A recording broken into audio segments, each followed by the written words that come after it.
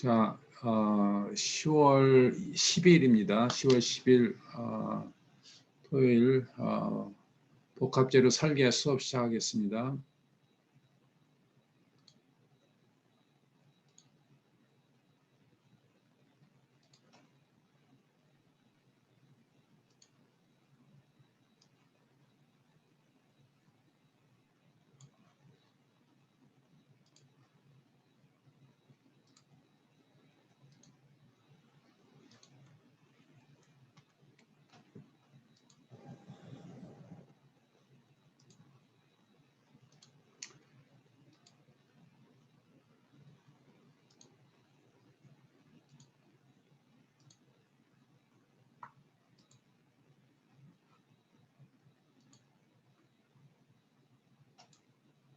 자, 화면도 잘 보이고요.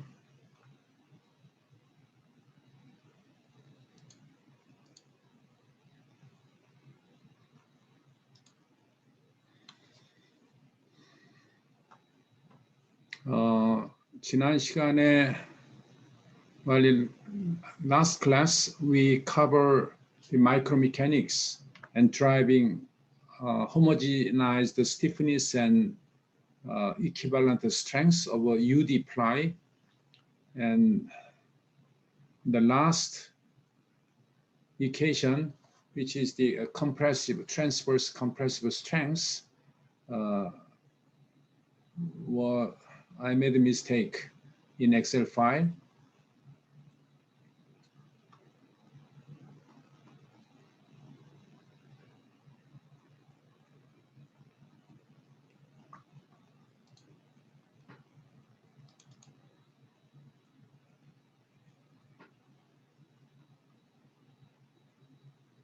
Well, this is just a minor mistake, but in calculation, this may change the result. Here, this is the, oops, I didn't change yet. This has to be divided by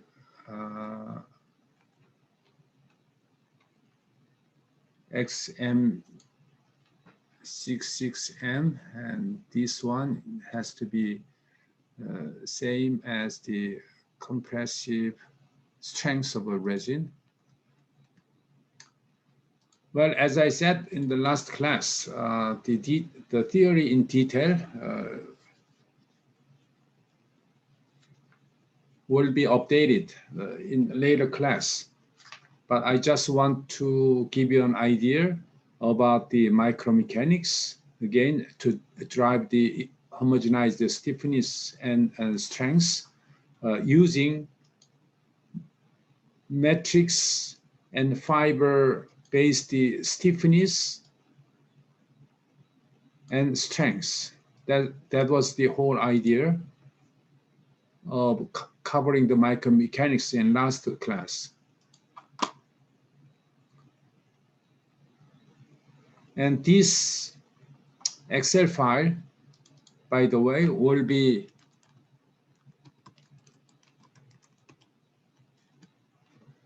updated, of course, by yourself. So you have to have your own Excel file. Okay, so this Excel file will be added and update each class. So please keep using one Excel file. Do not change the whole format. You need to continue to format, and you will update every week. So you need to have your own Excel file. So later, when you have another homework and another task you done, then you have another Excel file, Excel sheet, worksheet, and then you're gonna add your homework here. So anyhow, today we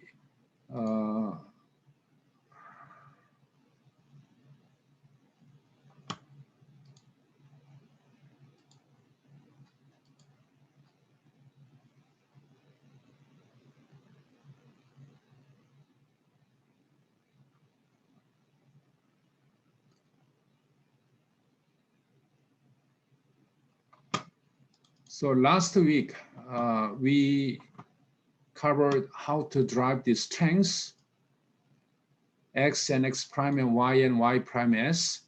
We will clearly define these symbols. X is again the longitudinal tensile strength, which means the tensile strength in five directions,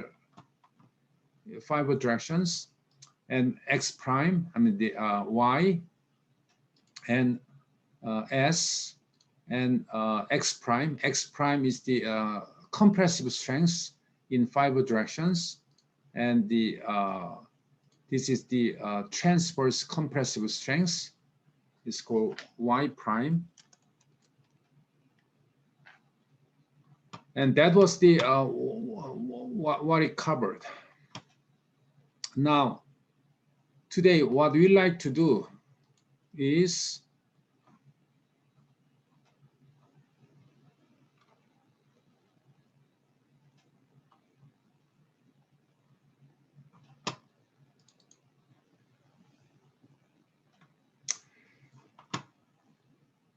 you already have this all the lecture notes. Today we're gonna cover the very fundamental solid mechanics, and then we will move to cover anisotropic material property, which is needed to drive the laminate theory. Laminate theory means that the composite will be layered, use one ply by one ply with the different angles, and the laminate will be subject to a certain load. And the main purpose is how to drive the stiffness and strength of this laminate. So this is the subject we're gonna cover today. Well, let's forget all the subject we have covered so far, okay? This is very fundamental review of the solid mechanics, okay? Say we have certain materials which has a certain geometry. I would say we have a certain geometry. I will draw here. We have a certain geometry, and material properties needs to be specified. Material properties.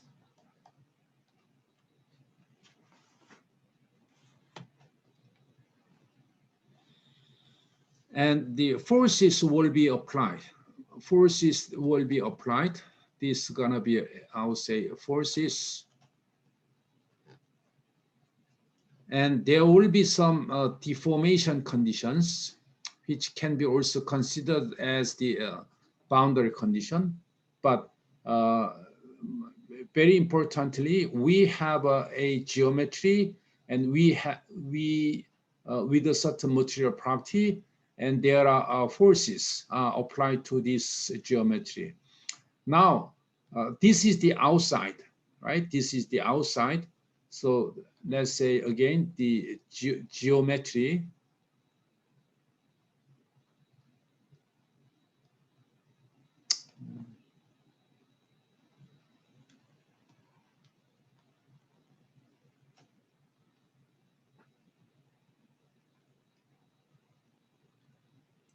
I don't know what's happening here.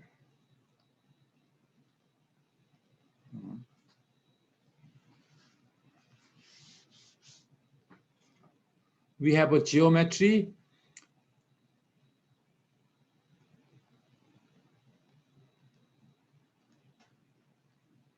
And we have a material properties given for this material, and forces are applied.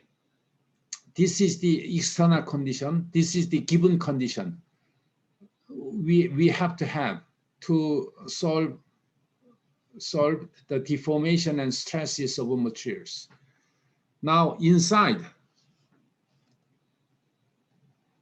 Okay, I'll draw the line, and this is the I would say external. This is the internal. Inside, there will be a equilibrium conditions. Equilibrium condition means that all the forces have to meet equilibrium equation. You can say simply all the forces has to be zero, and all the moment, summation of all the moment have to be zero. That's a simply equilibrium equation, but this equilibrium equation also have to be met inside materials in terms of stresses. So stresses have to be in equilibrium. Very important condition inside the materials. And these stresses, of course, the stress will be given sigma ij and 6 components. And now inside the material, we have another status called strain, epsilon ij, and this strain describe how the deformation status inside the materials. Basically, this strain is related to deformations. Deformation, UI. UI is a vector, and vector, this deformation have to have a certain deformation conditions. So here, inside the material, we have a stiffness which relate stress and strain. Usually, we are given sigma ij equal Cij KL and epsilon KL, or epsilon ij equal Sij KL and sigma KL. So either stiffness or compliance, these are stiffness material properties. And again, the whatever material property we are given will be actually to specify the stiffness inside the material, which relate a stresses inside and strain inside of the body. Now, if these stresses, how much stress is developed inside the material, that will be compared with the strength of materials, and then depending on this comparison, the material will fail or not. So these strengths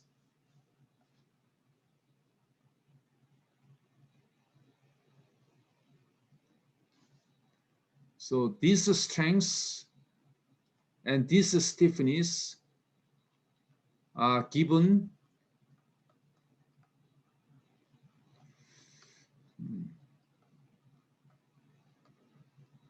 material property.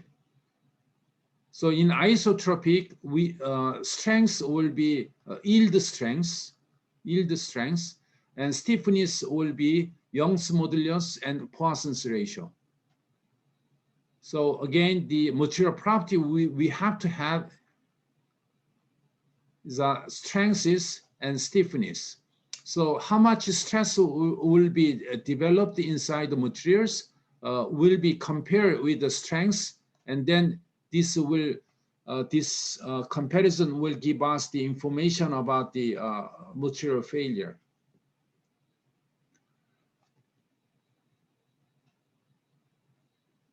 And very importantly, I mean, this whole procedure will be applied to any kinds of materials, any kinds of geometry, and any kinds of boundary conditions. Now, compared to conventional material, the composite materials, okay, composite materials will be relate to material property, of course. Strengths and stiffness are given from this specification of composite materials. So let's say we are analyzing composite structures, and we have to have these strength material properties and stiffness material properties. So as we covered the last week, the strengths, we have a x and x prime and y prime and s. And for the stiffness, we have, for the composite, we have a ex, x-directional stiffness, and transverse stiffness, and shear stiffness, and Poisson's ratio. Well, we have another one which is related to outer plane for the Poisson's ratio, but in plane thin laminate, we can only consider these four material properties. So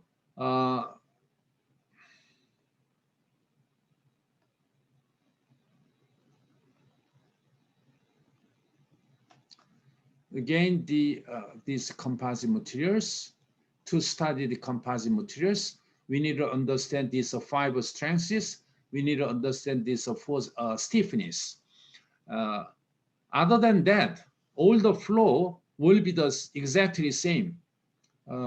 In other words, the force have to be specified on the boundary conditions, and all the material property have to be given, and all any deformation condition have to be specified. That is the often called the problem statement. And inside the structures or materials, and the stress will be developed, and these stresses should meet equilibrium conditions inside the material, and which is related to a force boundary. Force has the force equilibrium condition or moment equilibrium conditions, and the strength is related to deformations. And here I will say epsilon ij equal ui comma j plus uj comma I. These relations will be the same for any materials. Of course, this strain and displacement relation is just for the small deformation, but this can be applied to any material, isotropic or anisotropic, of course, including composite materials. So, and stress equilibrium, actually, I can say sigma ij, comma j plus fi equal 0. This is the all the forces applied, developed inside the materials have to be 0. Well, some of you are not familiar with this tensor notation, but if so, please just review. You can quickly take a look at the definition of the symbols. Anyhow, this is the equilibrium equation, and these are strain displacement, strain displacement relations. And these two equations, or actually is a quite relate, same form. These are stiffness. So we have an equilibrium equation, we have a material property, stiffness, and we have a strain displacement equations. And that is all about the elasticity, and also all about the structural analysis. The difference between elasticity and structural analysis is that elasticity, in elasticity, we have to solve them in exact equations, exact solution. But in structural analysis, we assume minor either stresses or strains are zero. That's an approximation, but that's very accurate enough to understand the whole structures. And that makes solution much easier. So that is, again, structural analysis. Okay, well, I cannot emphasize enough how important this slide is. So whenever needed, you come back to this slide and try to understand the overall flow. Now, here comes the main chapter regarding the laminate theory. Laminate theory means that we are analyzing the stress and strain or deformations of the laminate subject to an in-plane and bending moment. Okay, so as a first chapter,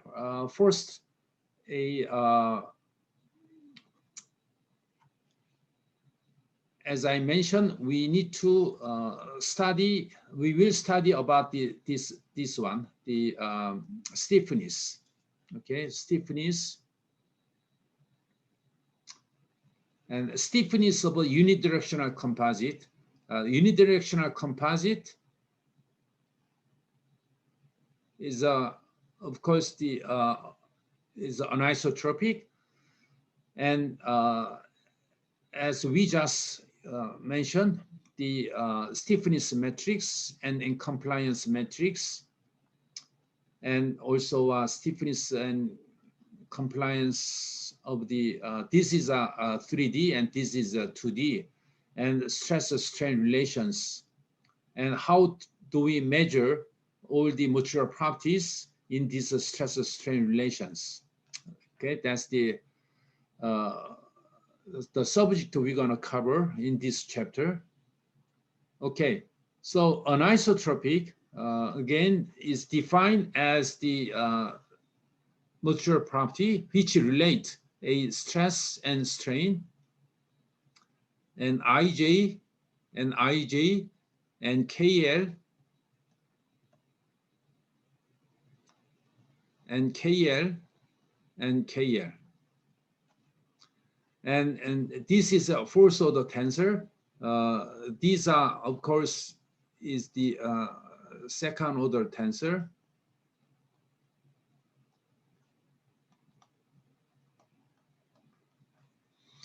For example, sigma ij is given sigma xx, xy, and xz. So this is gonna be a x in the first index, and this is gonna be y, and yx, yz, and this is gonna be a second index, and first index, second index, xyz, and this is gonna be xyz. So xx means xx, and xy means that xy, and xz means xz. So we have of course, a 2 index, and it is called second order tensor, and we have a 9 component, 3 by 3 as a 9 component, but sigma ij equals sigma ji. What does it mean? Sigma yx, this will be the same as that, and this will be the same as that, and this will be the same as that. So only unique independent component will be these 6 components. And same for the strain, same for the strain. Strain is also a second order tensor. We have a 9 by 9, and exactly same observation will be applied to a strain.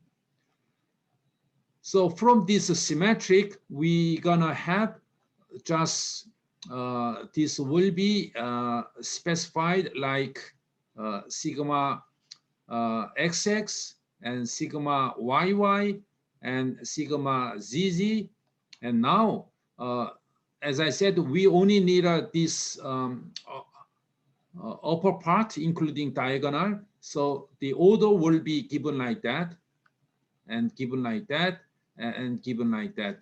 So sigma ZZ and sigma YZ, sigma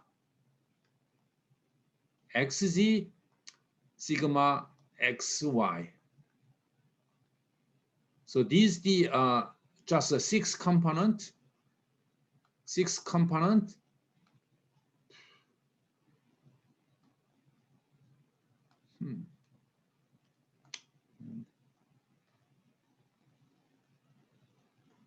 And these are 9 components.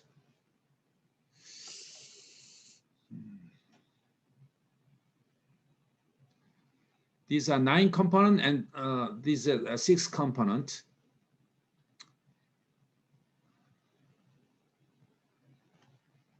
And these are open call. These are open call sigma X and sigma Y and sigma Z. And this is the well, shear component. So sigma YZ and sigma XZ.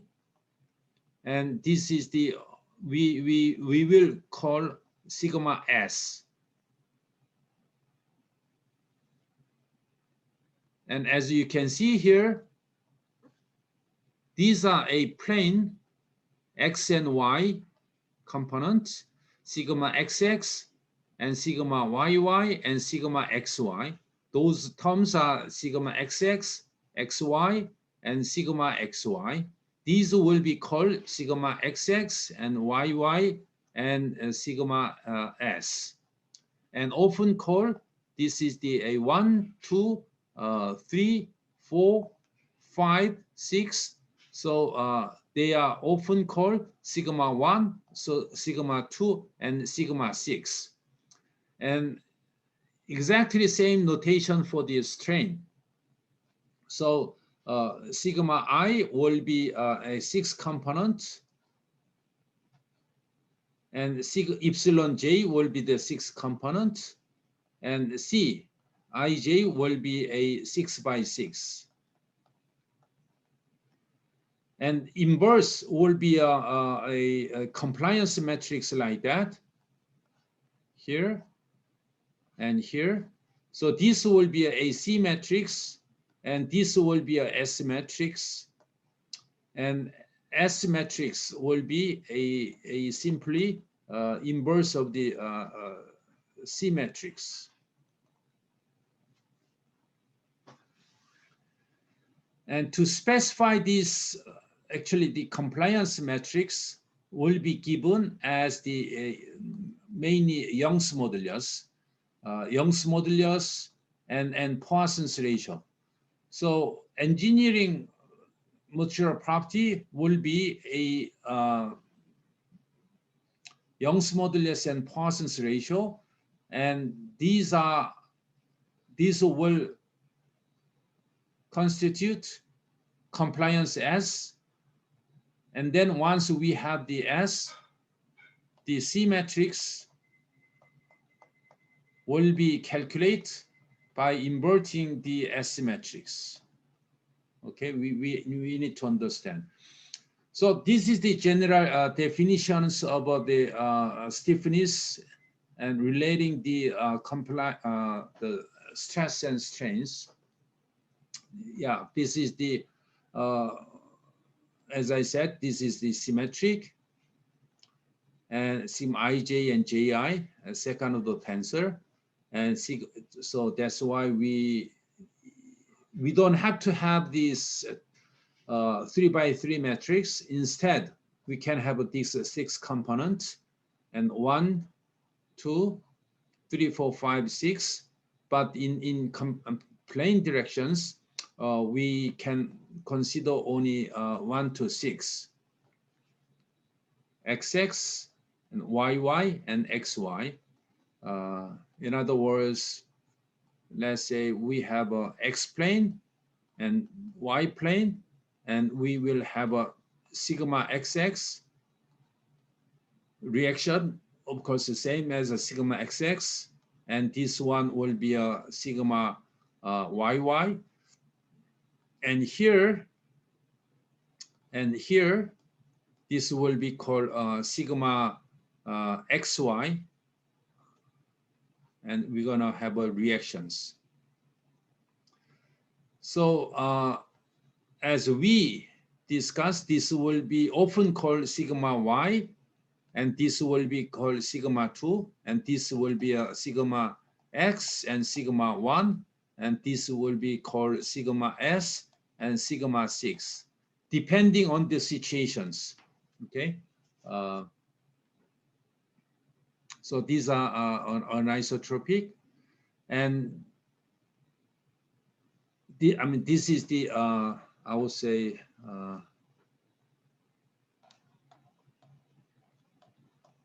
stresses,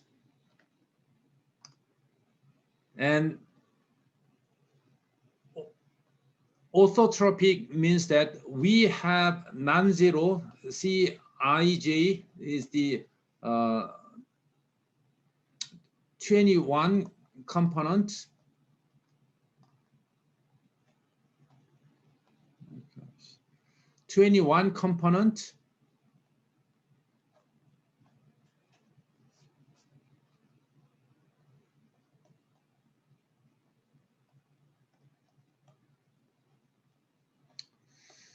I'm sorry, but I don't know what is going on here.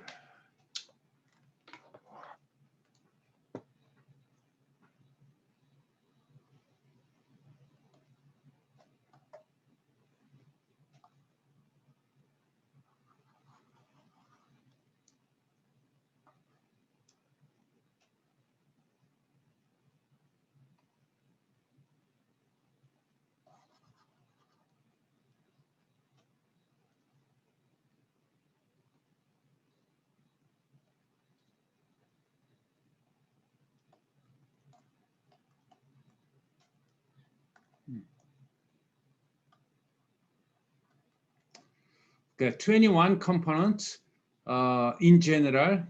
I mean, in most general anisotropic, we have a 21 component, but due to some symmetric, these terms, okay, these terms can be 0. These terms can be 0. So only 1, 2, 3, 4, 5, 6, 7, 8, 9, 9 terms. Okay, 9 component, 1, 2, 3. These are diagonal terms, and 1, 2, 3, 4, 5, 6, and C 12.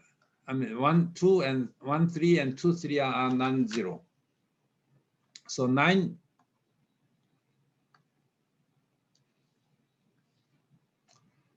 independent material property. These are we call orthotropic. And one further simplification will be achieved, say transverse isotropic. Transverse isotropic, we have additional condition that these terms and these terms, and in previously compared to a previous one, this was just a C444 and C55. These were independent, but now they are dependent, and this will be a C. This was the C44, and this was the C55. But now they are same, meaning this is the same, and these C44 are given as the sigma C22. And C22, and in terms of C23. And now another one, this was the C33, and these are the same. So we have additional conditions. Now we have only 5 independent material properties, and by inverting, we have a relation. Very similar to stiffness. We have this will be the same, and this will be the same, and this term will be the given as like that. So transverse anisotropic is the very important in composite materials. Okay, transverse isotropic, sorry, isotropic. Uh, Reminding the composite materials, we have a fibers. We have a fiber arrangement like that. And the cross section will be like that. And then this gonna be in fiber directions, right? So if we put the coordinate system, this gonna be AX, and this gonna be AY, and this will be a Z. Now, as you can see, X property are quite different from a Y and Z directions, because as you can imagine, the X direction is the has the fiber dominator properties. But very important notice is that the material property in Y direction and Z direction, meaning this way and that way, they have to be same, because in Y direction and Z direction, they have the same fiber arrangement, transverse direction. This is the transverse direction, that is a transverse direction. So this S22 and S33, they have to be same. And also this plane, okay, this plane is the isotropic, meaning in this coordinate system or that coordinate system, any orthogonal coordinate system in YZ plane have to be isotropic. That's why the this property are given in terms of this 2 and 2 3, which is very similar to shear modulus is given like 2 1 plus mu. You already know that in isotropic material, shear stiffness are given in terms of Young's modulus and Poisson's ratio. Same rules apply to this YZ plane, and which give us the restrictions, relations between this shear modulus and this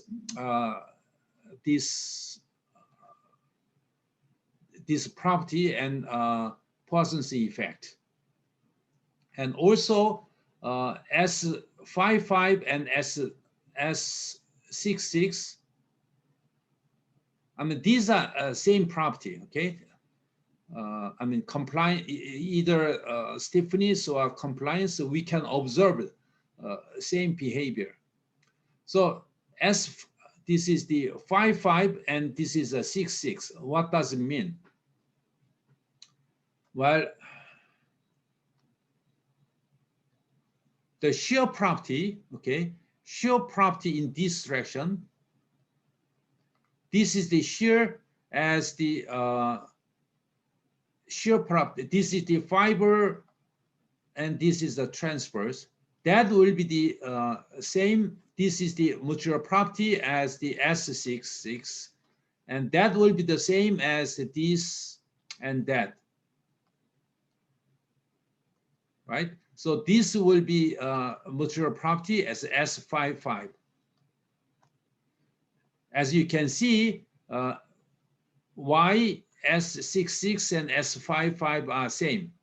Again, the fibers are arranged in YZ plane, and YZ plane has the isotropic. That's why we call transversal isotropic. And S55 and S66, they are the same. Okay, as you can see, these are same. And since this is the isotropic, we have a relations like that. And of course, this S22 and S33, material property in this direction and that direction will be the same. Okay, so this is the transversely isotropic, and that is the applied to our composite materials. UD, unidirectional apply, unidirectional apply with X as the fiber directions. In this case, we have 5 independent material properties. Okay, 5 independent material property. And the calculate the effective stiffness and engineering and constant is that these compliance, okay, compliance is given, then Young's modulus E1 and E2 and G12 and all the shear modulus and Poisson's ratios are given. That is the relation between the stiffness, compliance, and engineering constant. And here, I just take a notation from ANSYS. The reason is that all the symbol definitions can be different from each tools. Well, the main, after we learn all the theory, and we eventually like to perform the stress analysis using the FEM tools, such as the ANSYS and Abacus. But I like to emphasize that each tool, ANSYS and Abacus, may have different symbols and different terminology. I mean, the symbol notations. So please pay attention to the theoretical manual of the each FEM tools. So this is the compliance matrix, and this is the actually we call S, and C is the C matrix. This is S matrix, and this is S11, and this is the This is the S11, and this is the S12, and this is the S13. I don't want to cover, these kind of definitions, and you need to refer to references according to a subject we are covering. So again, the purpose of I like to emphasize that you have to refer to each theoretical manual of the FEM tools. And now we were in the transverse isotropic. Now, one step further, we like to see 2D transverse isotropic. What does it mean? Well, this is nothing but the transverse isotropic in 3D. As you can see, this one, and this is the relations, and this is the same, right? Now, now we like to consider very thin composite. Thin composite means that a thin layer means that fibers are, of course, transversely isotropically packed, but this is the, again, X direction, and this is the Y direction, and this is the Z direction. And this Z direction are very thin. I mean, this thickness is very thin compared to other dimensions. In the Y direction, we have a very long, much longer than Z, and this X direction is much longer than X. So because of these geometrical characteristics and these terms, okay, this is the, again, only these terms, and these terms are can be considered. Why? Because again, let's say this is the z directional length, this is the y directional length, and this is the x directional length. And this z directional length will be much, much smaller than Lx and Ly. That's why we can say that sigma xz, okay, this is a z, and sigma yz and sigma zz, they are assumed to be zero. Okay, we neglect that. We neglect those terms, and this compliance matrix, as we call, we have a strain XX, strain Y, and strain Z, and strain YZ, and strain XZ, and strain S, right? And multiply by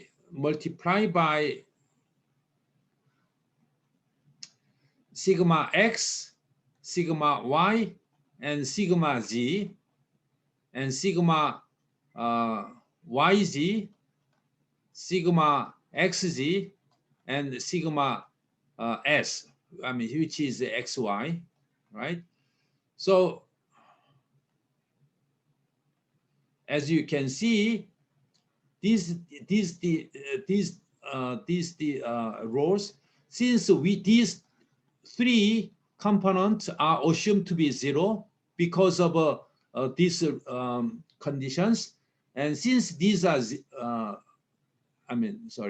these are zero, okay, these are zero, and we multiply, we don't have to consider these terms disappear. We don't, can be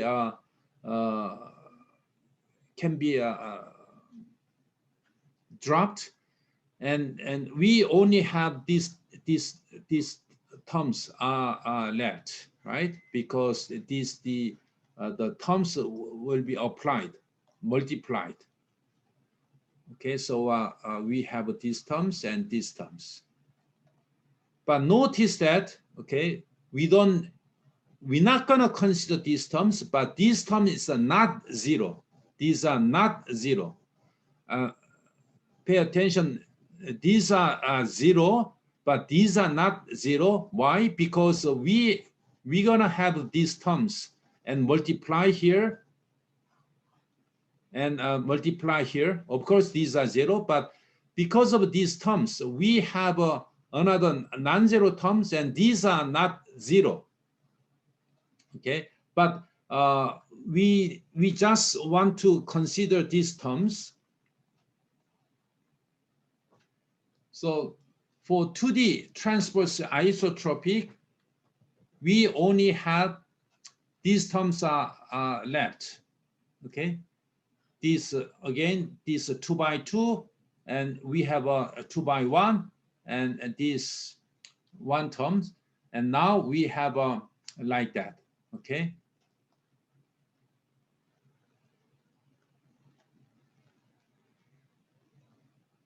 So now we can consider only 3 component of a strain, and 3 component of a stress, and 3 by 3 compliance and metrics.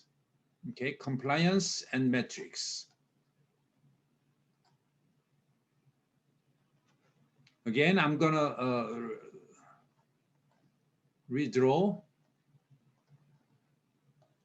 like that, and we have all the fibers like that. We have a X and Y and Z, and we have a here we have a sigma XX, YY, and sigma XX, and here this direction we have a sigma XY. But as you can see here, notation wise, we call sigma X, sorry,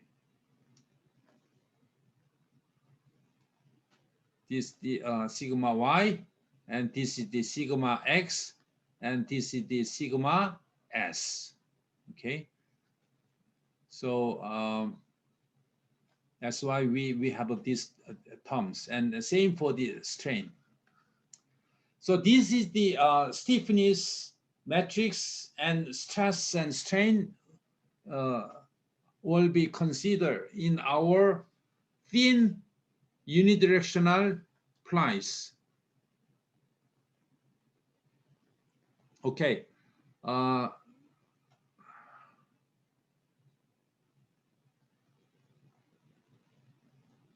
One more thing, and these are I like to again I will define the sim x and y and s. The reason we use interchangeably E1 and X is that depending on the definition, but in our definition, we're gonna use here like that, and SXX, and now that is given as 1 over EX and minus mu X and 0 and 0 and 1 over EY and 1 over ES and sigma x and sigma y and sigma s.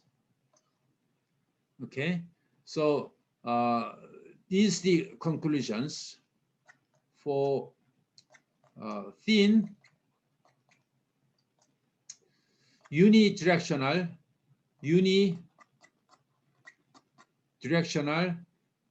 ply. Well, in most composite, the ply is very thin. Okay, so unidirectional ply, we have a strain stress relations with engineering constants Ex and Ey and Poisson's ratio and Es. Yeah, this is the final forms which has been derived from all the 3D material property and anisotropic. Okay, starting from this anisotropic and the transverse orthotropic and transverse isotropic and 3D and 2D. Now we have these relations, and the very important. Okay, well, let's have a 10 minutes break. It is the 2:25, and let's get back to class 2:40. Okay, thank you.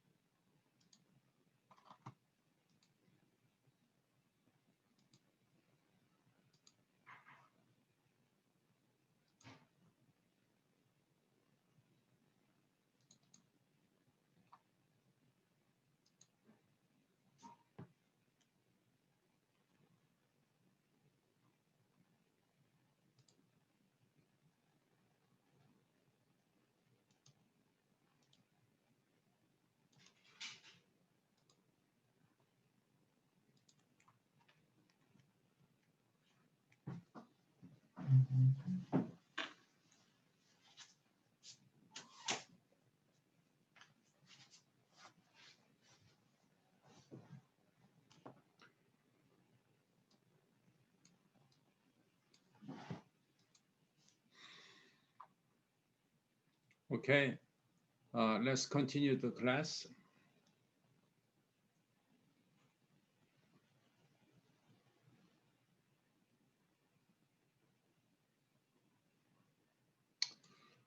This is the compliant matrix.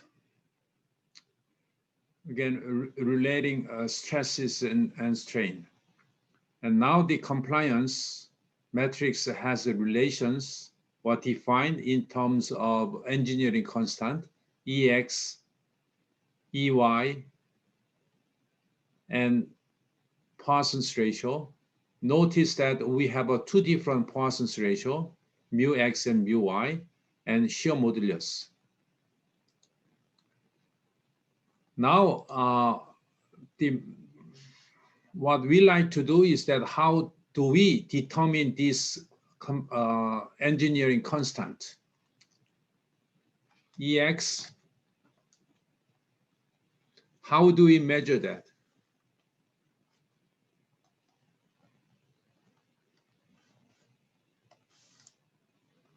How do we measure EX and EY? Well, EY and EX is the same here, and either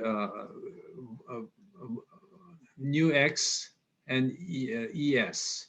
These are four different engineering constant. How do we determine that? That's what we're going to cover today. Again, I'm going to use these equations. And back to here.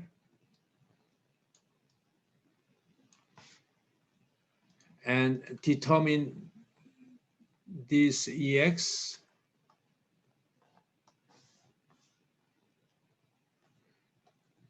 This EX, how can we determine EX?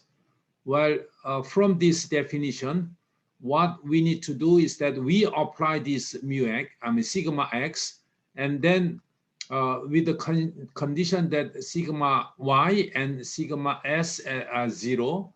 If these two terms are 0, then epsilon x can be measured. If we measure the epsilon x and this multiplied by sigma x will give us the epsilon x. And since these two terms are 0, we don't have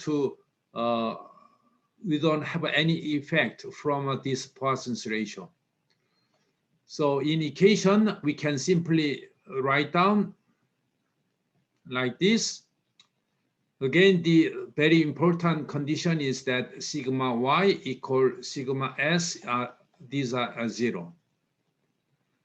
So from this compliance, and we have these relations. And another important one is that epsilon y has definitions of this Poisson's ratio and EX.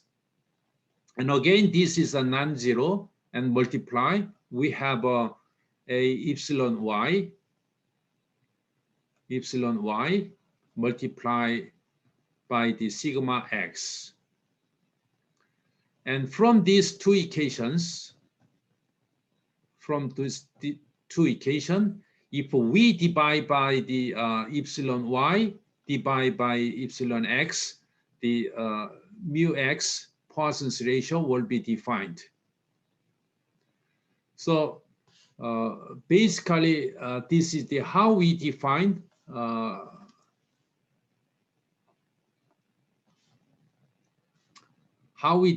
these two terms. Young's modulus x and Poisson's ratio.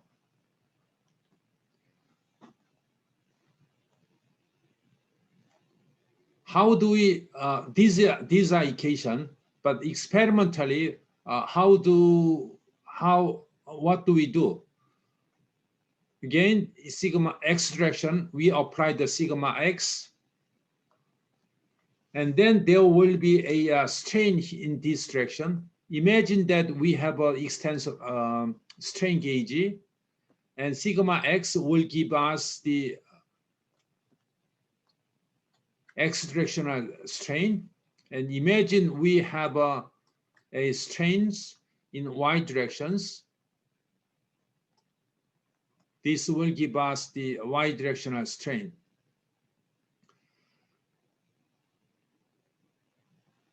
So from measurement in these two directions, epsilon x and epsilon y, we can simply measure the Poisson's ratio, and simply we can measure the Young's modulus.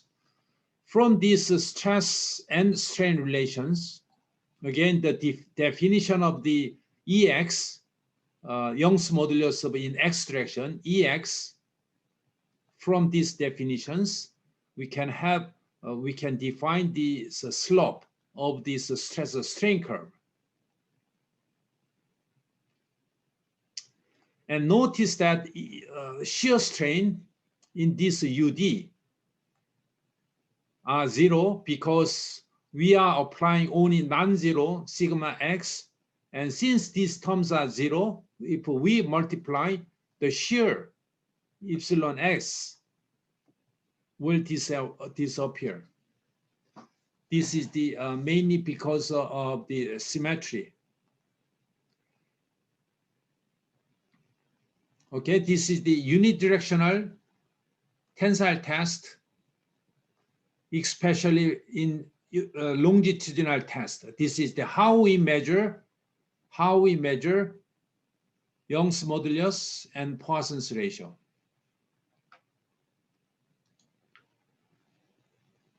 And unidirectional transverse test, we apply sigma y and sigma y here. I like to use this equation.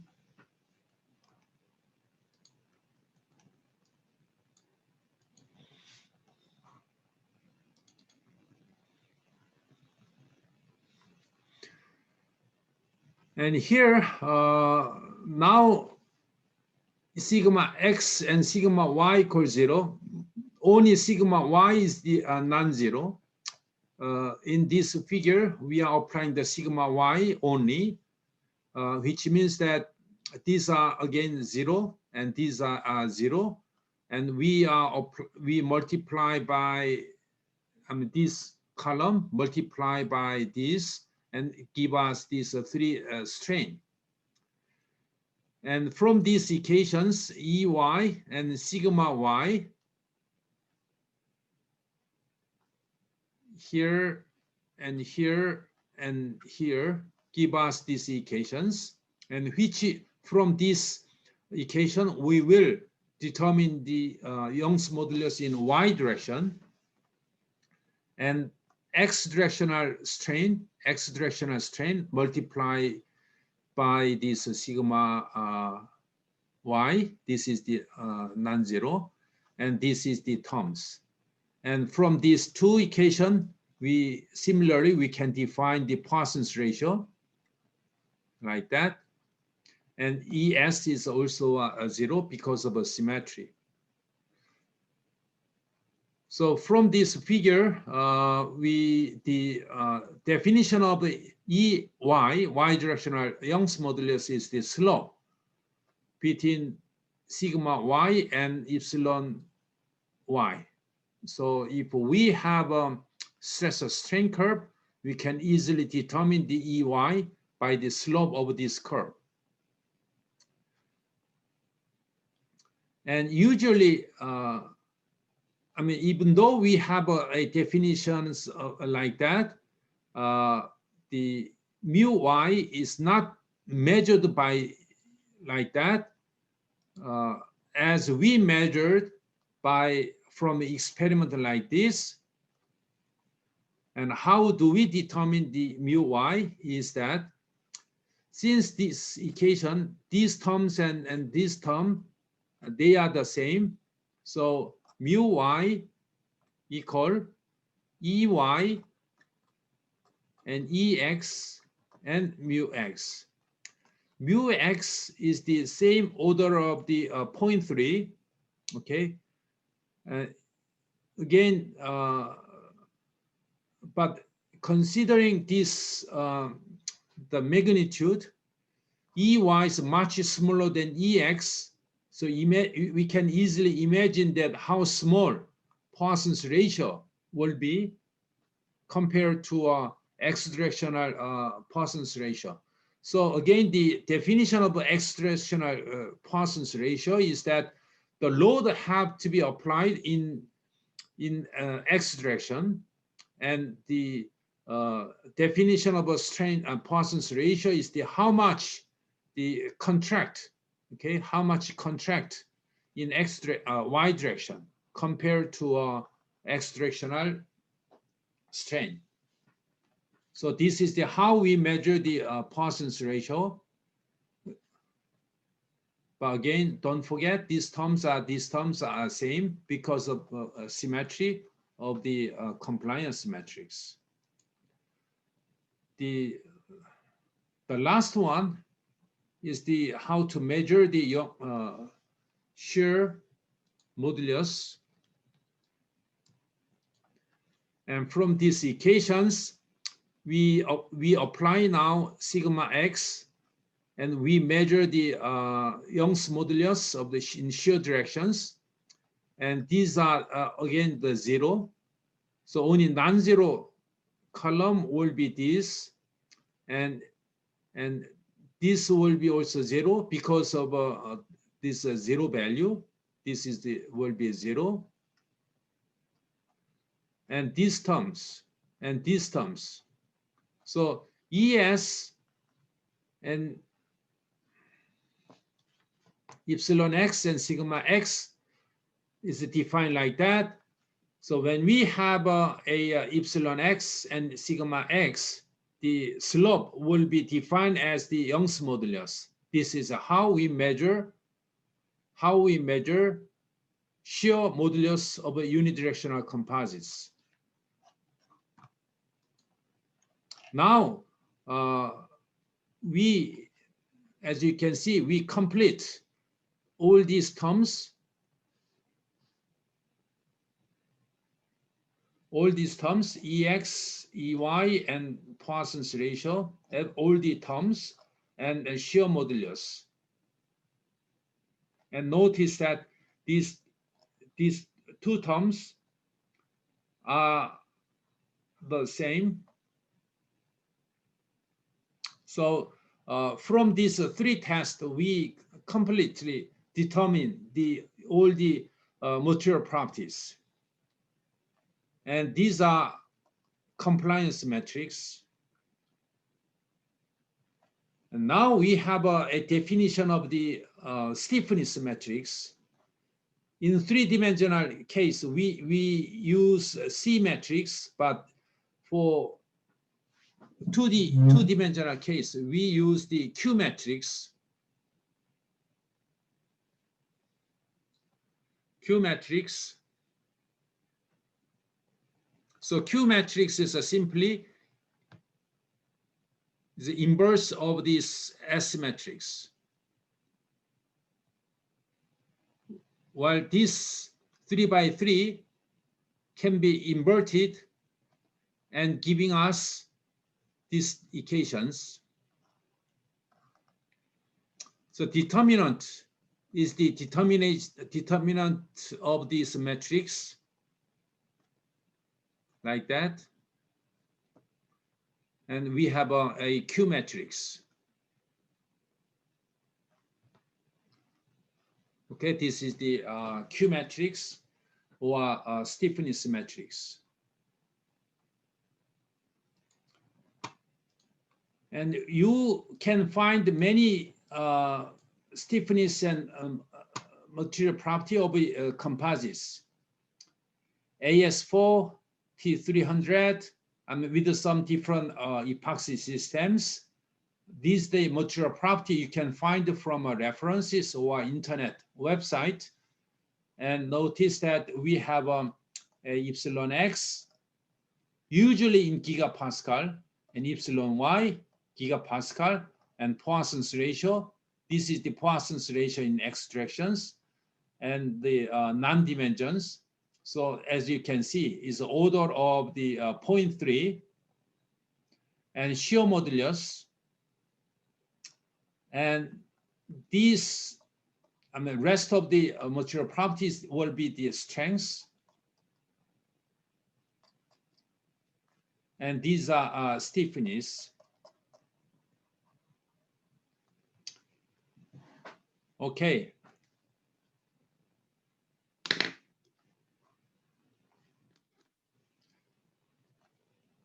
So these, again, these stiffness material property can be measured or can be calculated from micromechanics, which we covered last week.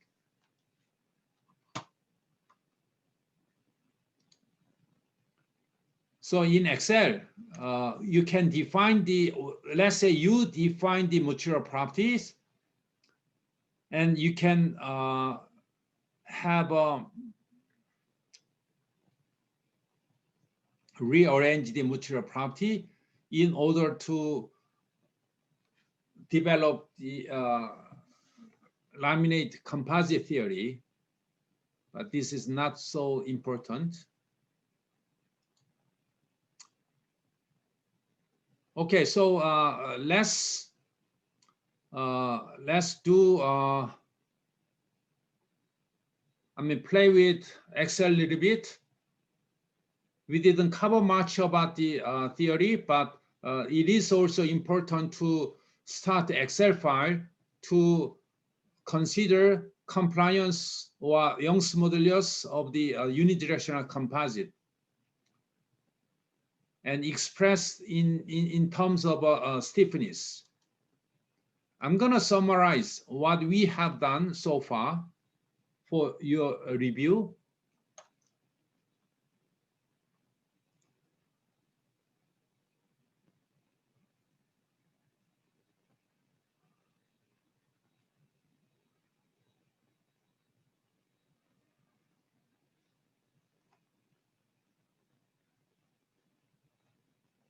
We have a EX and EY and ES and mu X. These are our four material properties. And these can be from fiber and matrix. And fiber, we had a Young's the stiffness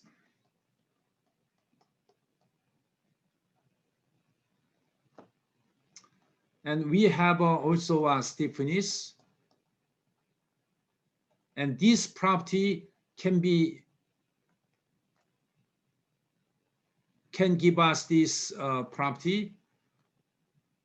Okay, we can start from this constituent property, and or we can measure the experiment.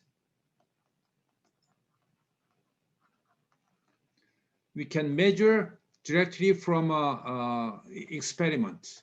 In other words, we have this measurement, and we have a measurement in transverse direction, and also we can measure the shear modulus. So we have two different way. One is by the micromechanics. Okay, let's say. Oops.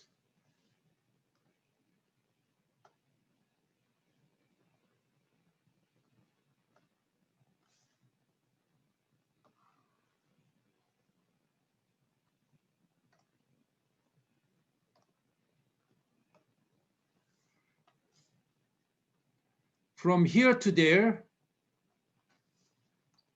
we can have a micromechanics.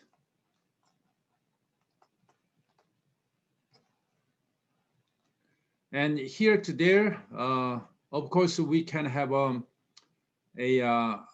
experiment. Two different ways to determine a stiffness. This is the UD stiffness.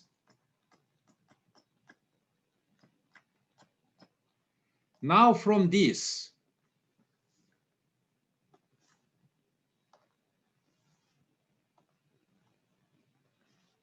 I'm going to use a little different color.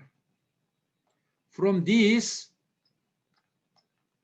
we will have a compliance matrix 1 over EX and mu x EX and 1 over EY and 0, 0 and 1 over ES. Okay, so this is the S matrix. S matrix is the S and sigma.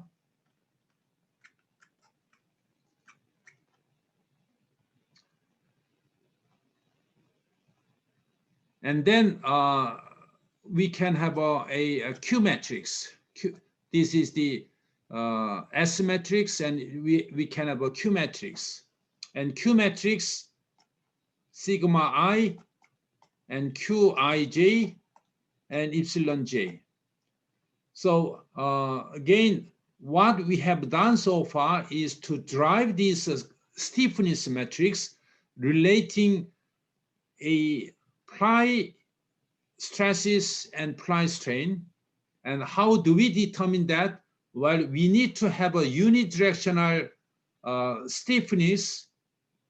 To do that, we can start from fiber material property, matrix property, and we can have the homogenized property through using the micromechanics, or we can measure these Young's modulus directly from an experiment. Okay, so this is the one method, and this is the second method. The output, what we like to have is this stiffness matrix. Okay, stiffness matrix, and in doing so, we need to define the compliance matrix. So here, I like to follow the procedures like this and that, and this, and then this, and this. Okay. Well, you can always measure the material property, and you can find them from references. It's no problem. But in here, what we want to do is starting from a fiber and matrix property and so on. So let's get back to an Excel file and remind us that we have a fiber properties and transverse property and Poisson's ratio and shear properties, and also a thermal expansion coefficient and strength. But we're not going to cover the CTE and strengths. So far, in this class, we are covering this and this. And what we like to do is that we like to have x-directional property and Poisson's ratio and y-directional stiffness, and Poisson's ratio is the dependent, and shear modulus. So I like to again show the connections.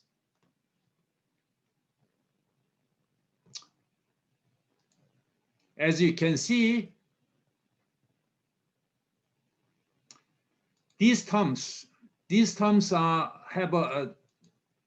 goes to here, Young's modulus, and go to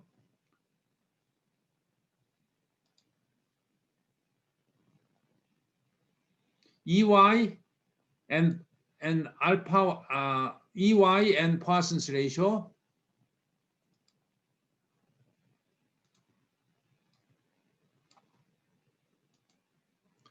So from this we have relations. My point is that how these are calculated. Well, these are calculated from a fiber property and matrix property and fiber volume fractions. Okay, fiber volume fraction. I didn't mention that. I didn't mark.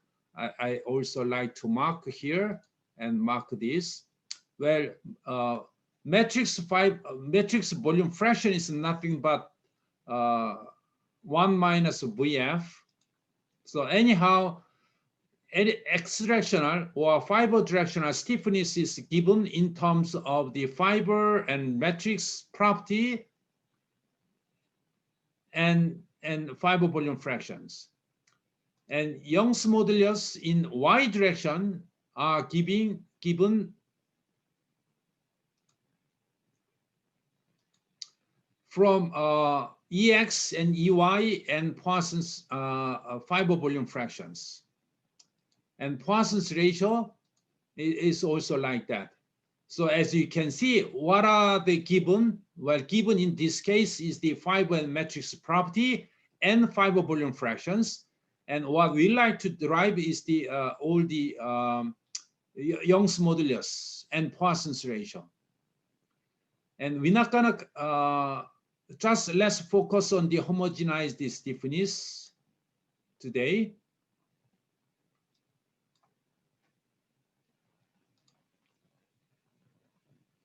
What we like to have is the compliance matrix.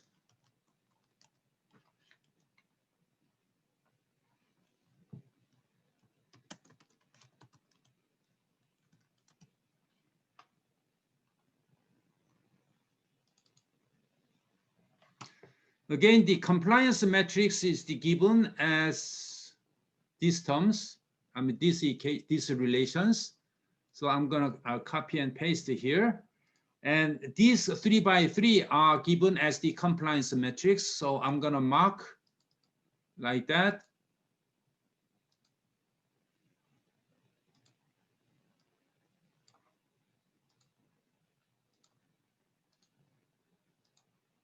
And now these terms, 1 over Ex simply equal 1 over Ex. Oops. This Ex is the from where these terms.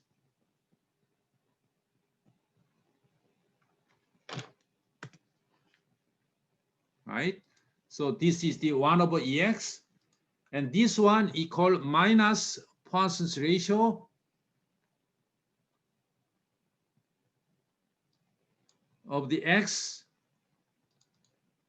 and divide by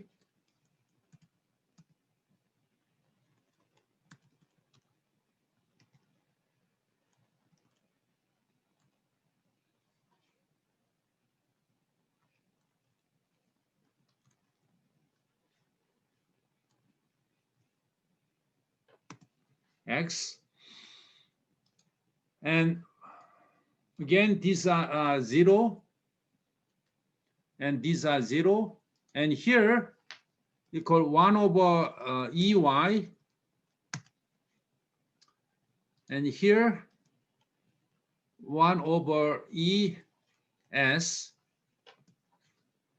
Now this one, well, we can use that one, but this will be simply same as that. And this one will be same as that. I mean 0 and 0.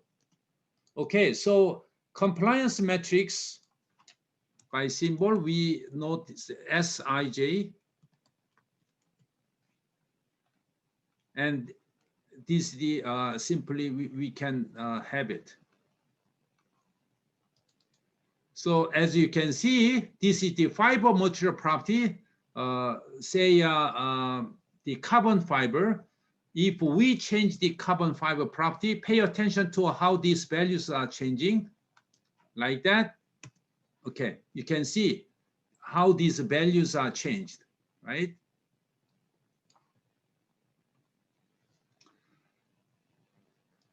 So by dependency, as you can see, I will remove. And these terms have a precedent of the Ex, and also these terms comes from this is the material properties, right? Obviously. and also these terms have relations from EY, 1 over EY, and also like that. And these terms like this, and these terms like that.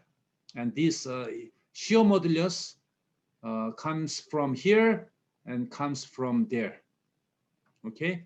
So as you can see, if we change the fiber matrix stiffness and volume fractions, we can calculate the compliance matrix.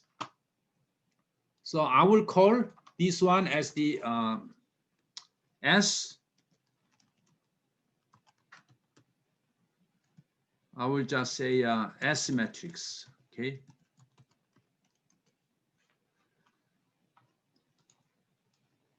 The purpose of this S matrix is that once we have a stresses in UD, we can easily calculate the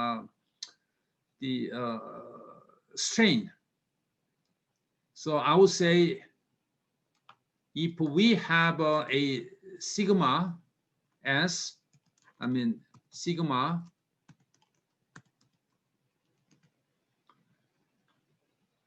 so sigma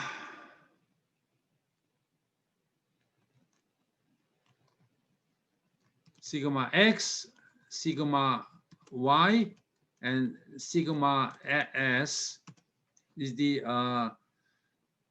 sigma we have.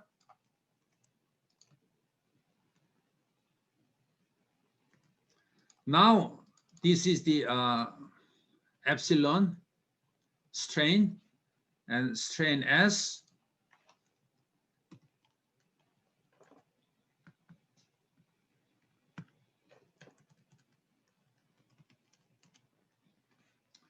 and strain Y epsilon S. So let's say, sorry.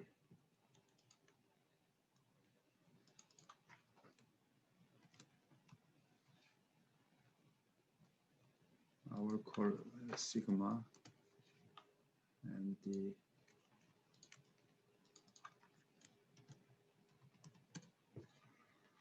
so these will be given. Let's say stress-wise, I like to apply 1 megapascal in X direction, 1 megapascal.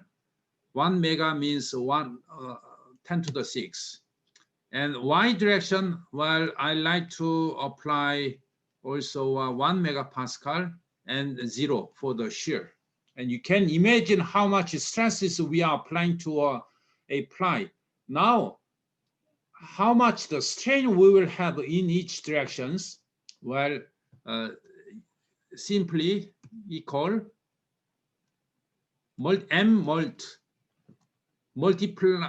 matrix multiply. We call S. We define the compliance. Okay, sorry.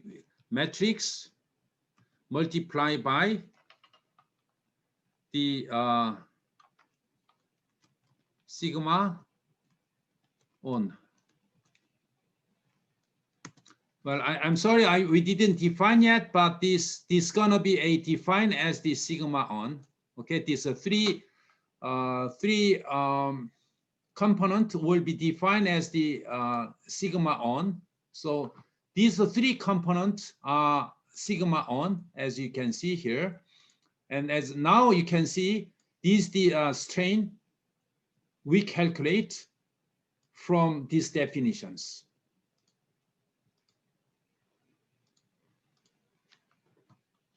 Okay, so in this case, this will be the input, simply input, and this the strain, how much strain we will have as the output.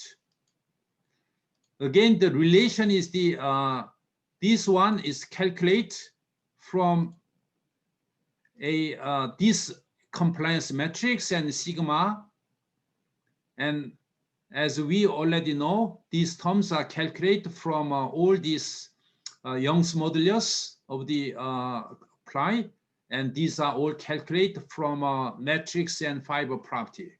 Okay, so the bottom line is that what we have given now is that once we have the stiffening compliance matrix, once we have this on-axis stress, we can easily calculate on-axis strain. That is the point. Now, one step further, what we like to do is that we like to do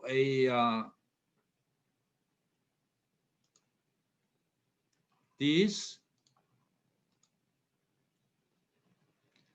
Basically, now we like to have stress-strain relations, okay? Stress-strain relations.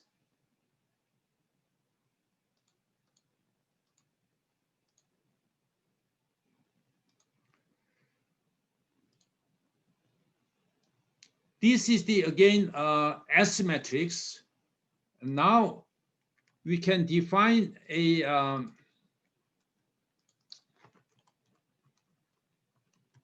stiffness matrix. Now we call, what do we call? We call Q matrix. And this is the simply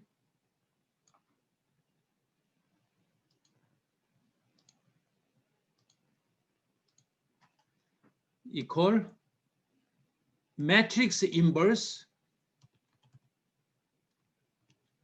of compliance matrix. So you're gonna invert this compliance matrix, and this is the what we have. Okay, so by definition, this is the nothing but this is the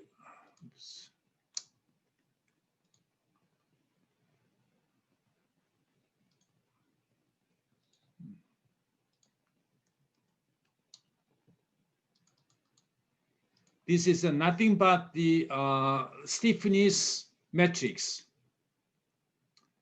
Well, to get the stiffness matrix, we can easily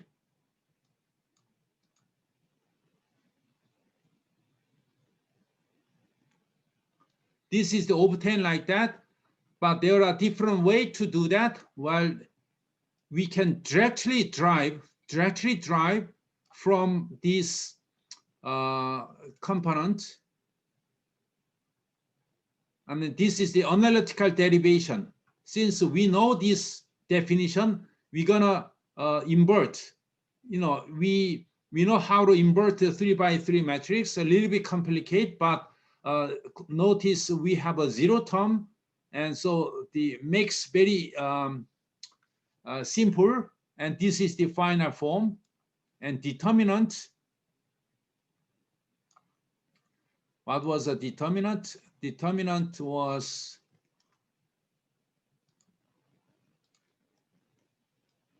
like that. Determinant is nothing but this determinant of this 2x2.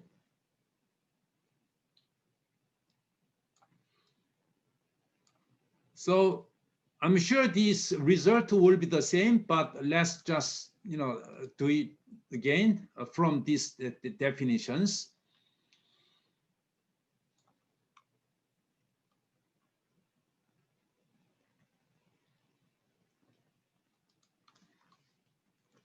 Determinant, let's say equal. Okay, determinant is this one.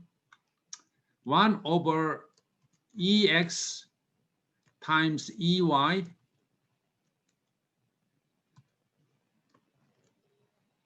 minus Poisson's ratio divided by EX. Oops.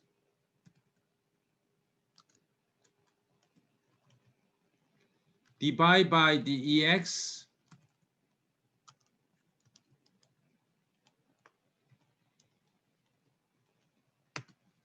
Okay, so this is the determinant.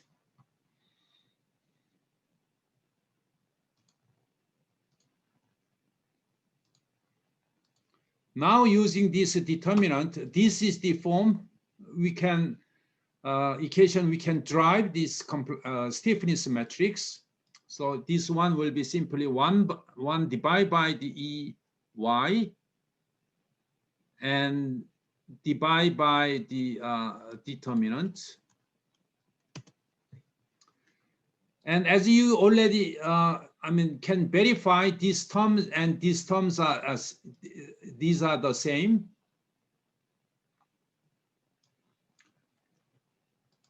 And also this and EX and VPX.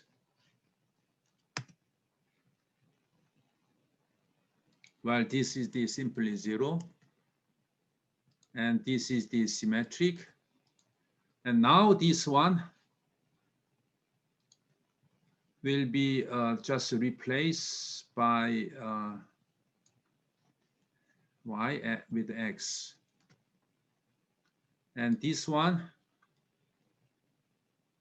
simply EX. Okay, so as you can see, you can directly invert, get from an inverse of the compliance matrix, or you can directly use this formula.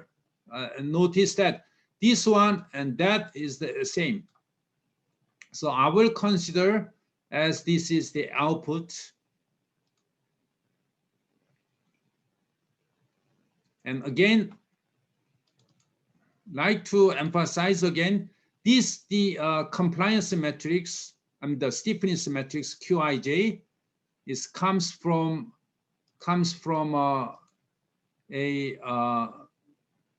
here basically all these homogenized property and all the fiber and matrix property. Same trend from other terms.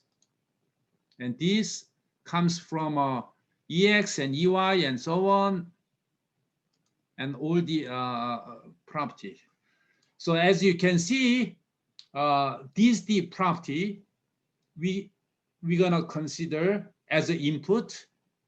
And then what we can do is that we now can calculate a stiffness matrix.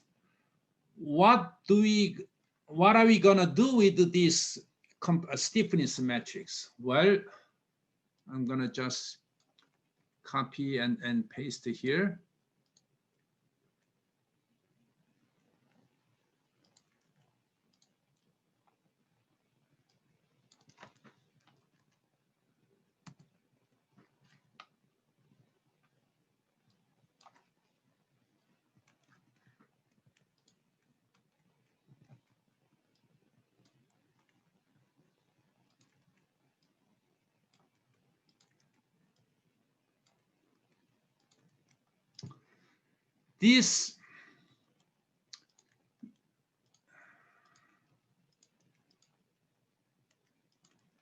This epsilon x, epsilon strain will be given now, and this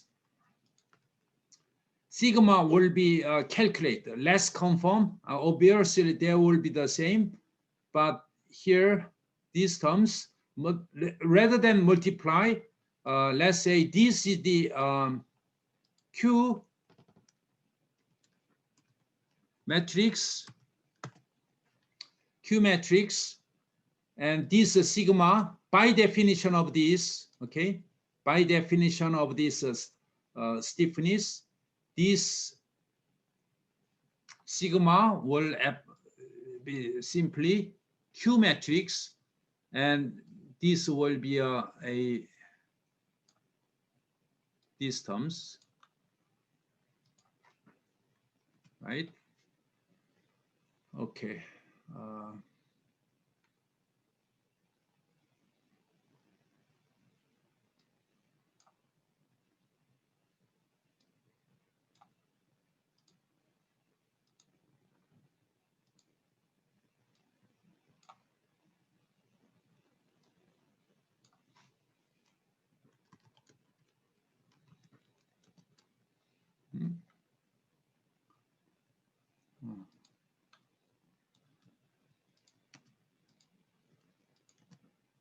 Okay. Let's say just for the purpose of a confirmation, we will given a strain from this calculated value. And as you can see, this is the stress we are given and we can calculate the strain. Now, for the purpose of a comparison, if we have a strain, this strain, then as you can see, we can confirm that we have the same stress as given here. Okay, so that is the how we use this stiffness matrix. So this is the stiffness matrix. Okay, so what I'd like to emphasize here is that what's the purpose of this homogenized material property and the stiffness matrix. Stiffness matrix will be used to calculate a stress given strain. Okay, strain will be the given, and we're gonna calculate the stiffness and the stresses from a stiffness matrix, and this stiffness matrix are calculated from all the fiber property and matrix property and fiber volume fractions.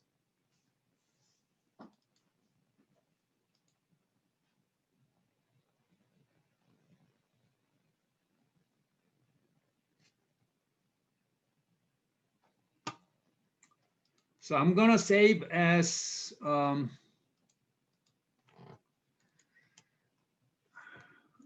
version 2 micromechanics class.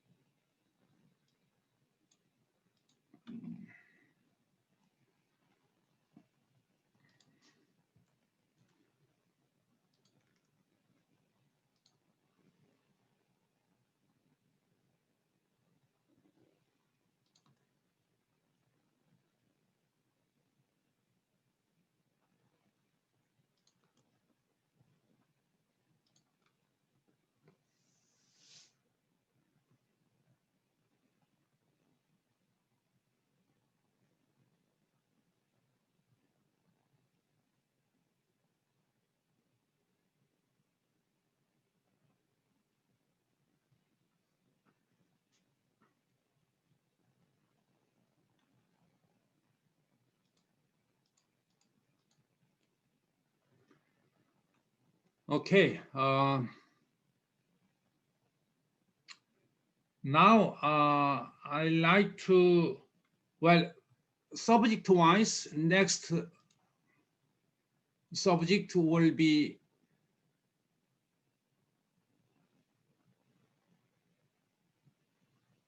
by the way, as I mentioned here, the material properties, what we covered so far is that we get this stiffness matrix from all the fiber matrix property, but we can measure, as I mentioned, we can measure directly from experiments. These the all the property we measure from a experiment, or we can, or you can find from the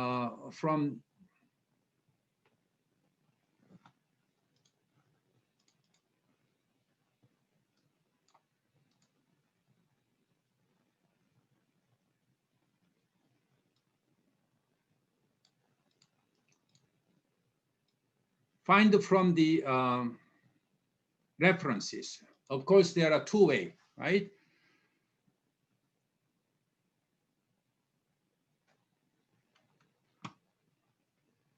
Next subject is certainly to how do we get the stiffness matrix for the ob-axis coordinate system. In other words, ob-axis is the axis by offset by a certain angle with respect to our own axis. Own axis again is the fiber directional coordinate. That is the subject we're gonna do next class. But before we move to our next, we like to do a little bit more about Excel. Again, the Excel is the most powerful tools, not just for our class, but also for other engineering class, and also for your research. So I highly recommend you to learn as much as possible the Excel tools. Not only just fundamental functions using the menu and so on, but you will also learn, you will need to learn how to develop the macro and so on. So let's try to do a little bit more, study about the macro things.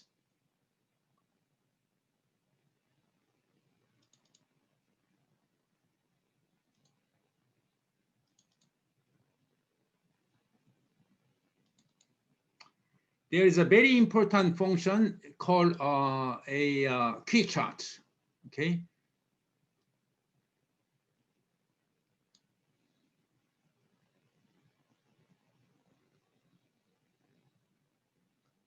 Quick chart is the macro which you can use very conveniently to iterate certain calculations.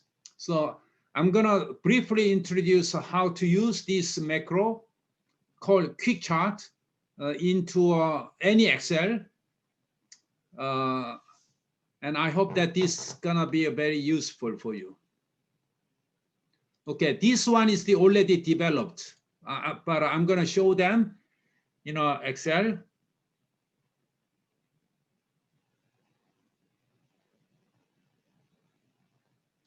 Say here, you like to import existing macro, or which is the Visual Basic.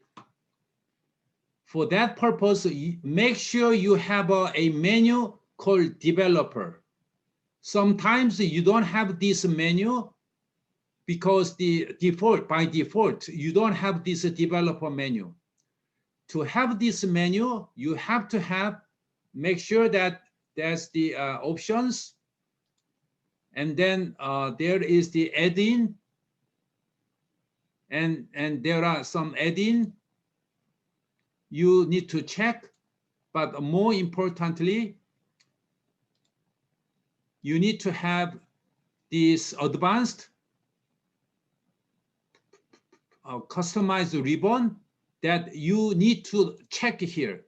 If we uncheck, as you can see, the menu of developer will disappear, does not appear. To have that developer menu, you have to choose in the options, you go to advanced and customize the ribbon, and you need to check. You need to check developer, and now you will see developer menu. Now with this developer menu, click the Visual Basic. Now you can see another window showing your Excel file here. As you can see, this is the micromechanics class version 2 XLS, which we are developing now. XLX, now first of all, we need to save as, we need to change it to a different form called Excel macro enabled worksheet. You need to change that. You need to change, and now you can see Excel SM rather than XLS. Now you go back And then what you like to do is that you like to insert user form. Oops.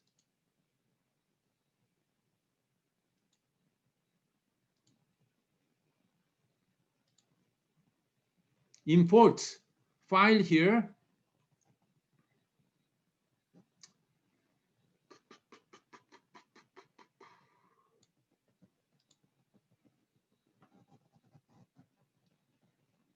Go to a folder where we have those three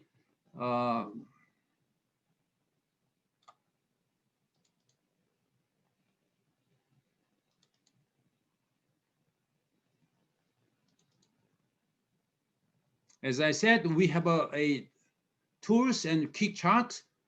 And as you can see, you will have a form appear here and open.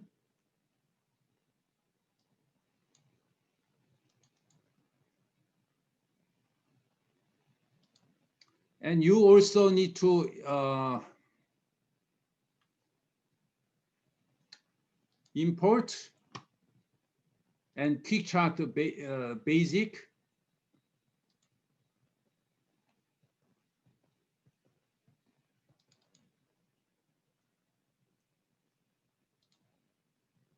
And as you can see, this is the a window called project window. And you can see you have a one file is the input quick. I'm going to show what it looks like. This is the dialog form. In any computer software, you will have a interface where you enter the values and program will take the value from this interface, right? So this kind of interface is very important. And another one which we just import is the quick chart. Quick chart is the Visual Basic, basically. This is the Visual Basic which we're gonna use. Okay, this is the how we develop this a Visual Basic. Well, that you can easily learn from references, but let's start with this existing Visual Basic. The Visual Basic is not difficult at all. You can easily, for example, you can define the dimensions and define the variable, and you can have a actions object dot method and if comment, if and logic and else is if and else and something an iteration for the iteration a do loop. You have a for and for and next.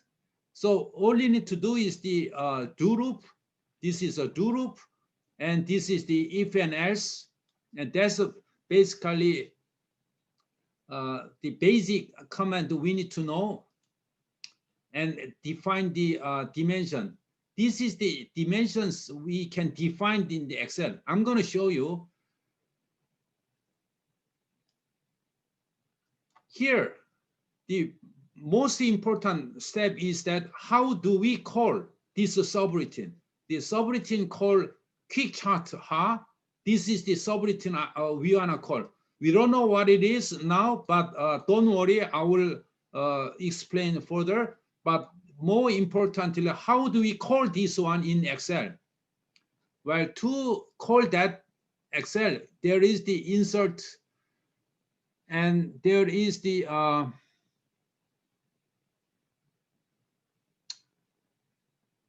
where is that? Where is the object?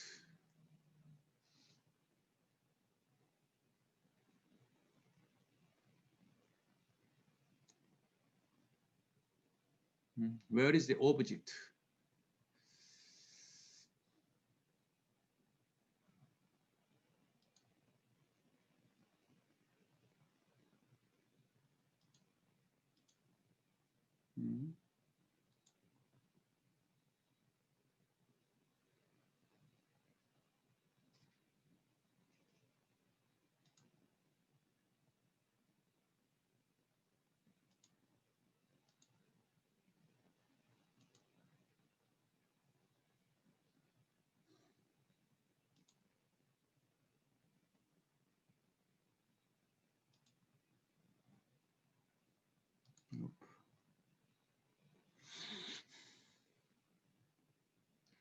Excel is keep changing the menu system. Often confused. Should be here.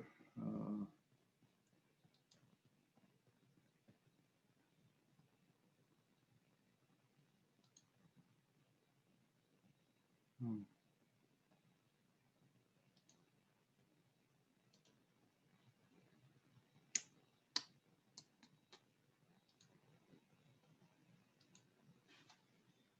Where is the object?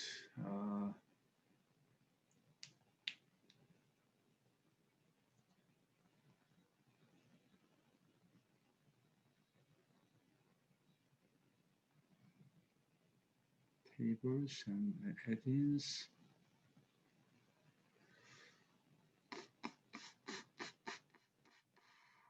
Okay, I probably need to.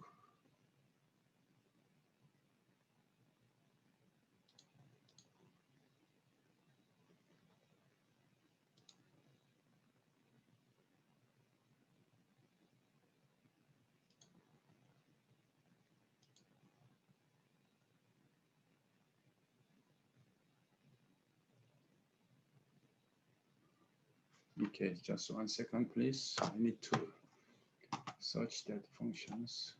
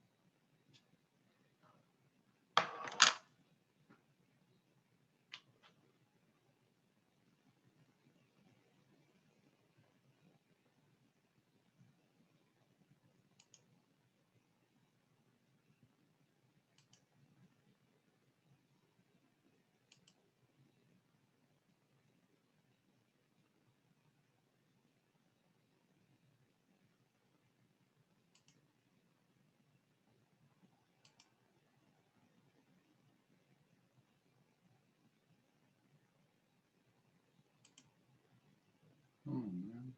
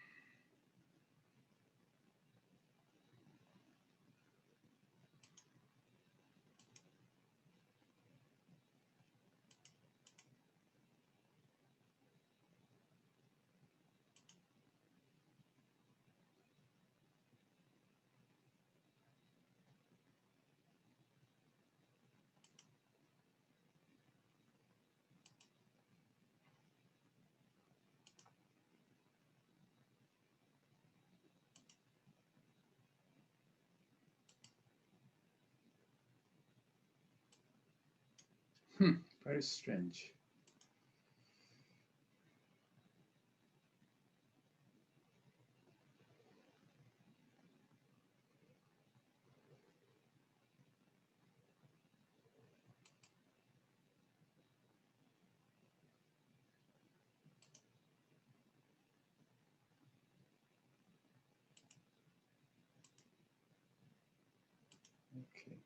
So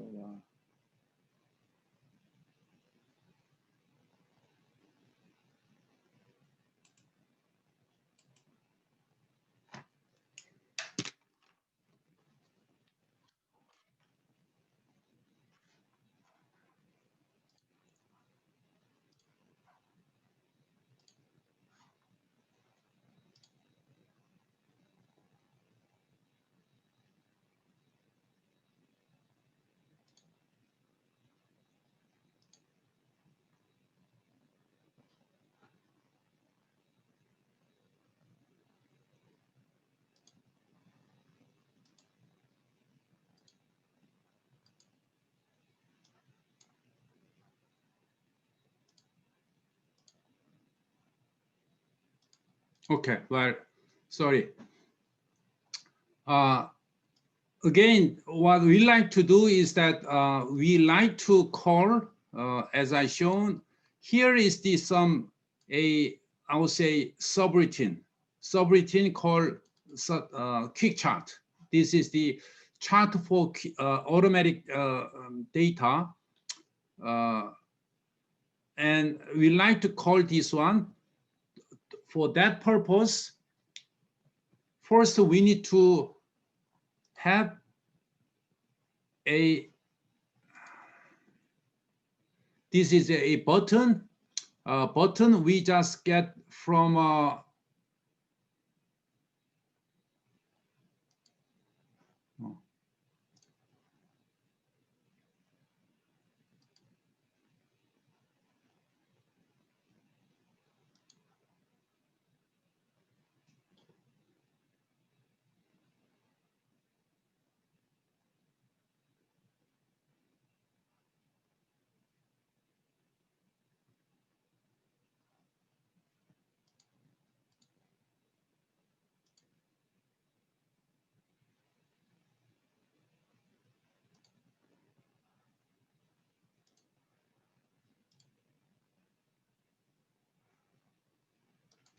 man, developer and design module, developer, and okay. First of all, we need to define a button. So in developer, we have a menu sub items. There is the called design. Insert. Insert. There is the a button. Okay, button. You make a button. Now this button will have a function called quick chart. See, quick chart is automatically shown here.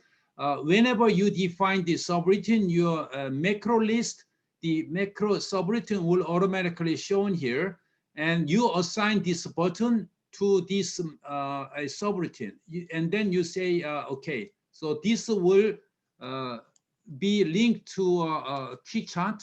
I'm going to show you how you're going to use what this means for the quick chart.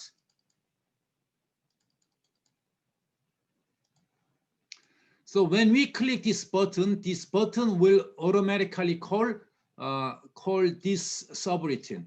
And now subroutine says saying data sheet, current active sheet dot name, meaning that this current sheet name will be taken as the data sheet, and input.quick. What is the input.quick? As the form we already have. So let's try to click here. Then this form will be automatically shown. Why? Because it says input quick dot will be shown here with this command. And again, input quick is the one.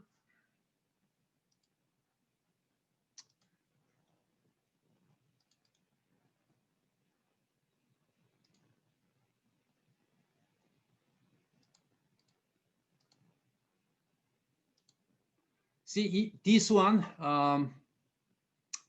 input quick is the form we already have.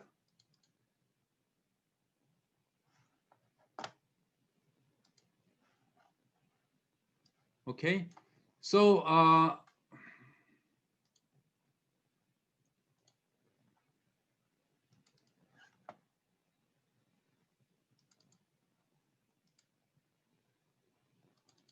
again, input.quick will show up, will be shown, and then input.quick and initial and final and step will be, the value entered will be taken as this one. Let's see, I'm gonna have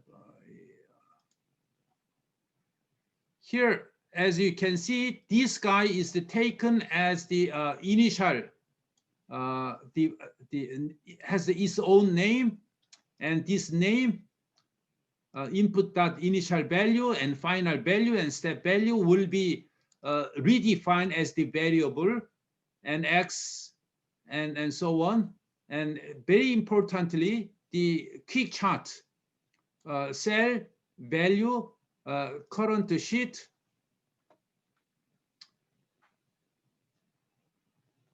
what does it mean? What is a quick chart here? Is the range quick chart. Quick chart is the range we need to define.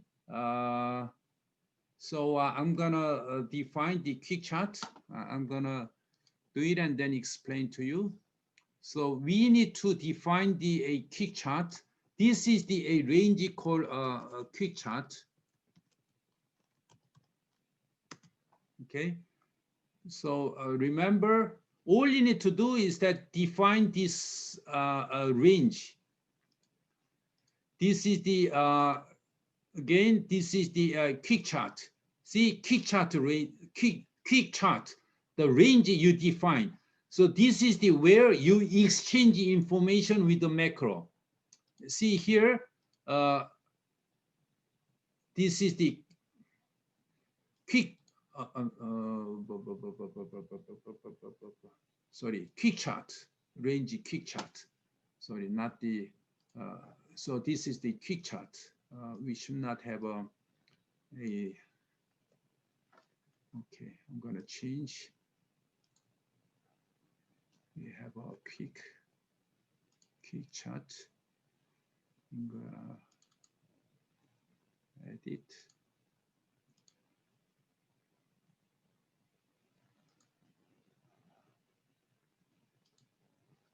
Okay, so as you can see, this is the has a name quick chart, and once the quick chart cell 4.2 and etc., and the result will be given, and so on.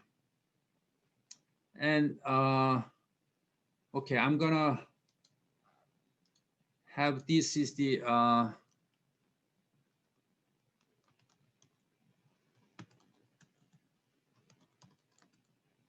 this is the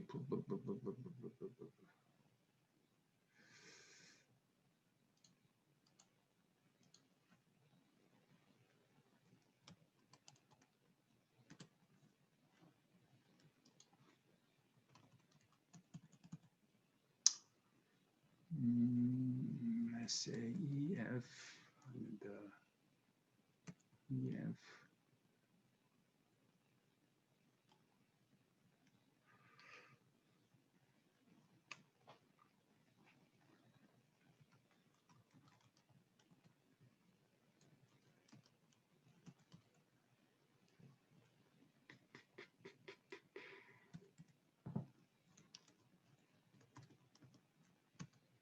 EX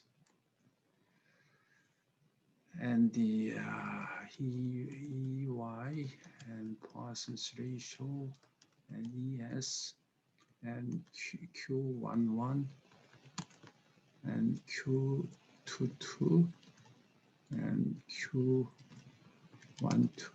and Q66. So what we like to do is that this is the what we like to do is that we like to change a certain value, and this will be the output. Okay, and what we like to change, for example, we like to change the fiber volume fractions. So this gonna be a this guy.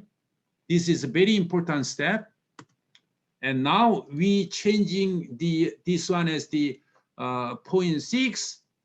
Then all the calculation will be done accordingly. according to all the equations, right? So this is the input, and in this case is the fiber volume fraction. EX, what is the EX? Is the EX homogenized material property? That is the is like that. And EY, this is the arbitrarily chosen according to your interest.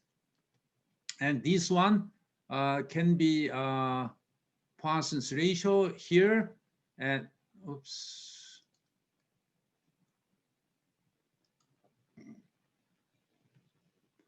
And ES here. And now Q11, what is the Q11? Q11 we already calculated here. This is the Q11. And Q22 is this guy. And Q12 is this one. And QSS is this one. Now, so what this button will do, or what this subroutine will do, is that you can go through. It's not difficult to understand. What we'll do is that we're gonna change this function. Will change this input value from a range. Range means that we initial value fiber volume fraction in this case, let's say 0.4 to 0.7, and step value will be like 0.05, and then this will automatically calculate, and we have all the values automatically calculate. Let's say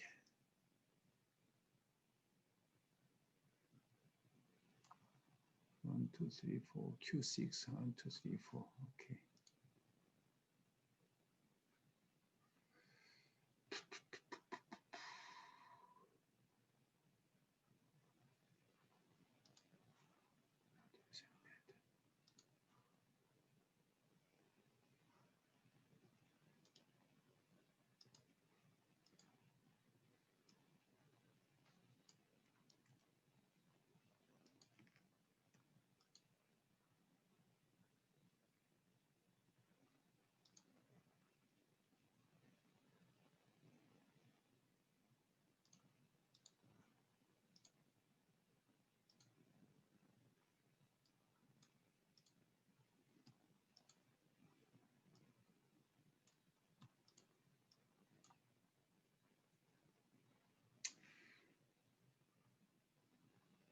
Okay, as I said, this button will call the macro, and what macro does is that here input is this value, and this guy is the we connect to a here, and this value will be automatically changed when these values are changing. So what this macro will do is that changing that value, okay, this input value is changing from 0.4 to 0.7. Of course, these are given by you and by step, and other value like other value will be here will be all the output. Output is the coming from here, okay. Next one coming from here, and so on. So all the calculation modules are here, but again, what we like to do is that we like to change the fiber volume fraction. In this case, this is gonna be a VF.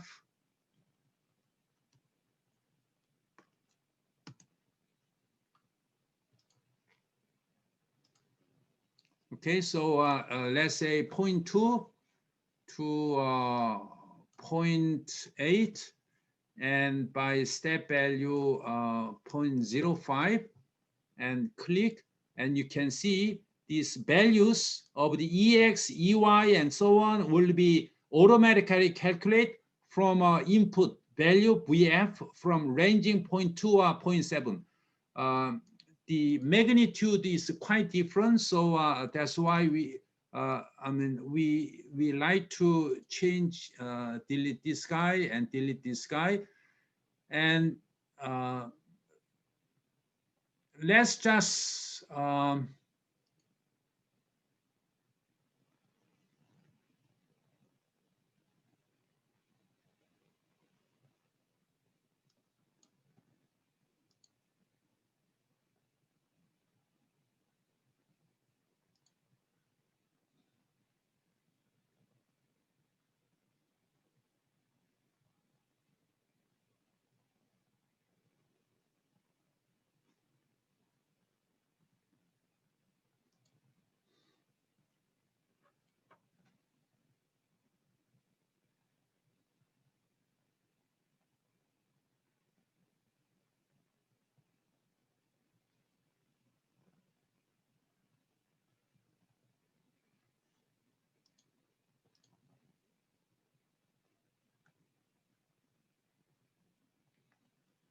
okay. So from here, you can see, oops, Q11 is deleted. Anyhow, you can just select any value you like to have. You can quickly see how the values are changing for the fiber, for the any given value. Okay, this is the what we can do using this macro. And by the way, the output, this name has been automatically generated by entering this value. Let's say you want to have a effect of VF, then you click this guy, then same value, okay? Then you can see effect of a VF macro, the worksheet is automatically generated, and the older value you select from this range. Again, the range has the name of the quick chart. That's all you need to do. And these terms are given as the input which you want to change for a given range. Then other calculation is automatically done by the whole process. And then output you like to see is simply connected, as I did. Okay, so this is what we like to cover today. And using these tools and macro, I really recommend you to go through the process I have done. And also, if you want to change this macro, you simply go to this Visual Basic and just go line by line. It's not difficult at all. And then you can easily learn how to program using the Excel. Okay, so this is the end of class. If you have any question, please, your question will be welcome into a Katalog. Okay, so thank you so much, and you have a good weekend, and hope to let's continue to our class next week. Okay, thank you.